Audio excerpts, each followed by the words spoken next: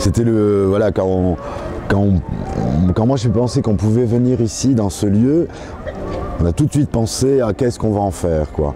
Planter un théâtre seulement, et je dis bien seulement, c'était bien, mais on voyait bien qu'on allait passer à côté d'un grand rendez-vous avec la population. Donc immédiatement on s'est mis à rêver, à penser comment ce parc pouvait être ce lieu de partage avec une population sans rien renier. Il ne s'agit pas de faire des attractions n'importe comment, on fait évidemment on propose toujours une démarche artistique et sensible à la population, mais comment on pouvait le partager largement. Ce qui est en train de se passer, c'est qu'il y a beaucoup plus de public touché par nos activités qu'avant, et dans peut-être un état d'esprit un tout petit peu différent. Et on se rend compte à quel point aujourd'hui, par rapport à il y a quelques années, un public, et voire même un nouveau public, est friand d'un autre type de rapport à l'art et à la culture, qui ne s'exerce pas seulement dans un théâtre construit, avec tout le poids symbolique qu'il représente, mais aussi dans des espaces qui sont ouverts et qui sont à inventer. Et notamment dans ce rapport à la nature et à la promenade et au jardin. Je crois que là, il y a deux préoccupations qui se rejoignent assez naturellement dans la tête du public aujourd'hui. C'est bien sûr aller au spectacle, voir de belles choses, aller se divertir. Et si en plus il y a ce rapport à la nature, à la découverte, qui est au centre aujourd'hui des préoccupations de l'individu, bah c'est encore mieux. Et c'est ce qu'on est en train de vivre là, pour les grands et les petits, et voilà.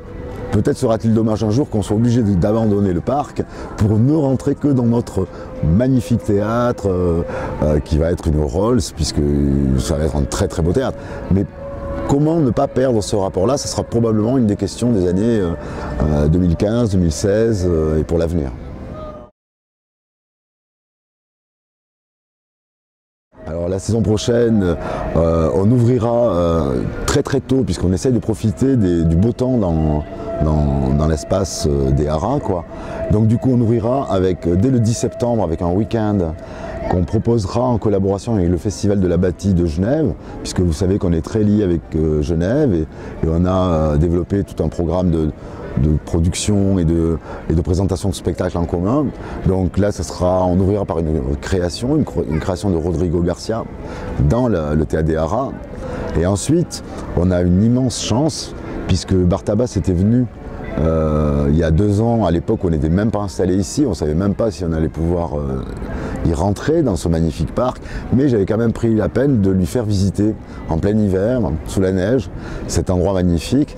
Et en fait il s'en est souvenu, et il y a 1 mois et demi de ça, il est au Chili, et il m'a appelé en me disant: je fais un nouveau spectacle en duo avec un superbe danseur de flamenco qui s'appelle Andrés Marín, et avant d'aller au Théâtre du Rond-Point à Paris, j'aimerais pouvoir le créer dans un site où il y a à la fois un théâtre et un très bel extérieur, et je me souviens des Haras. Et donc si tu veux, on peut le produire et le créer à Annecy.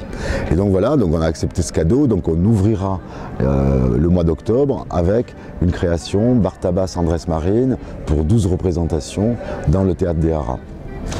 Ensuite, on accueillera des grands spectacles de danse, comme le spectacle d'Emmanuel Gatt, Rachidou Ramdam. On retrouvera Omar Porras avec un Roméo et Juliette. Et puis voilà, 50 spectacles différents dans la saison. Majoritairement l'année prochaine, présentés y compris en hiver dans les Haras, puisqu'on s'est rendu compte que le théâtre fonctionnait, y compris même par grand froid, et qu'on pouvait facilement le chauffer. Et donc du coup, on restera majoritairement dans les Haras du mois de septembre au mois de mai 2014.